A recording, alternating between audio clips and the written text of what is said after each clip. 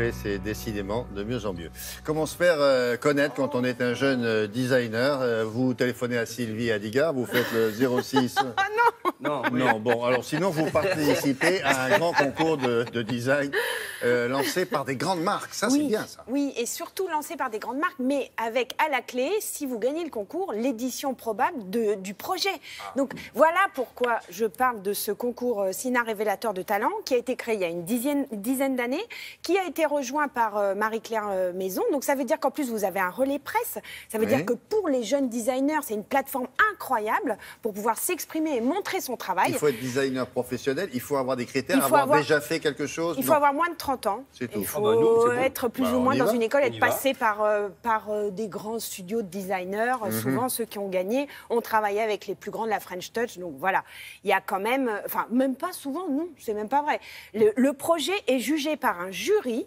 Les dossiers sont envoyés librement. Après, il y a des contingences par rapport à l'éditeur qui connaît un petit peu qui va acheter et quel type de mobilier quel type de mobilier il y a des gens qui ont été révélés grâce à ces concours. Il y a des gens qui ont été révélés dans les nouvelles générations. Alors, il y a une thématique à chaque session.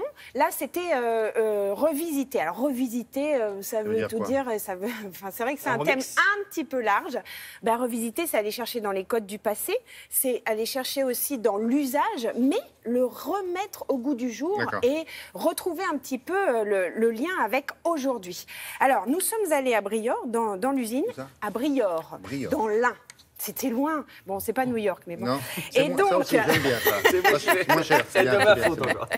Et donc, nous avons suivi l'élaboration de la chaise Paddock qui a été dessinée par les deux designers Carrette et Desormeaux, des petits jeunes. On a vu comment ça fonctionne, le prototype. Alors, Michel Rosé qui suit les choses. Ils ont participé au concours dans les 10 ans et ils ont été élus par le public, pris des prix. Leur chaise. En plus, le public peut voter pour ce prix. Donc, c'est carrément bien. Regarde.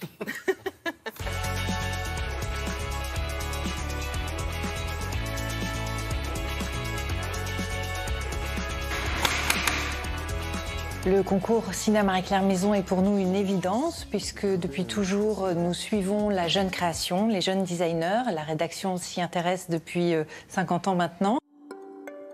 L'originalité de ce concours, c'est d'éditer, je dirais, les produits primés, puisqu'on prime 4 ou 5 produits selon les années, et de les éditer. Ce qui fait que déjà, on doit être à plus de 50 produits édités, puisque ça fait à peu près 10 ans.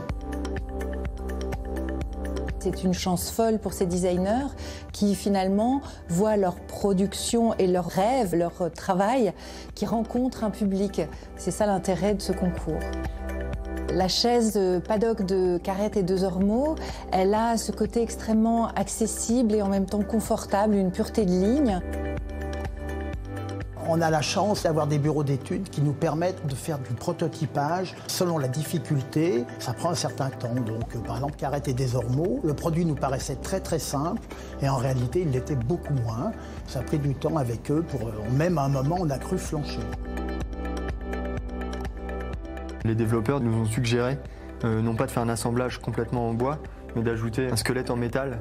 En sachant que ce cadre-là, il est quand même assez complexe à réaliser. C'est une chaise qui mérite un prix de design et un prix de technologie. Ouais. La particularité du groupe, c'est de pouvoir mixer différents types d'artisanat, puisqu'on a des couturiers, des prototypistes, des tapissiers, etc. Ces gens-là qui ont une grande habileté, je dirais manuelle et une expérience, sont aidés par des machines et des technologies assez avant-gardistes. Nous voyons une évolution du design à travers le temps. Depuis 50 ans, nous les observons. Et évidemment, la jeunesse a toujours apporté la nouveauté. C'est la jeunesse qui s'intéresse à la nouvelle façon de vivre chez soi. Et ce projet Paddock rassemble beaucoup d'éléments de modernité, à la fois la mixité des matériaux, la technologie nécessaire pour développer ce produit et une certaine French touch qu'on voit se renouveler régulièrement grâce à la création.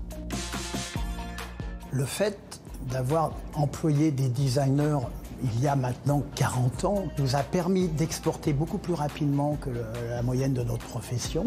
C'est vraiment pour nous une charte d'entreprise que tout produit soit signé par un designer.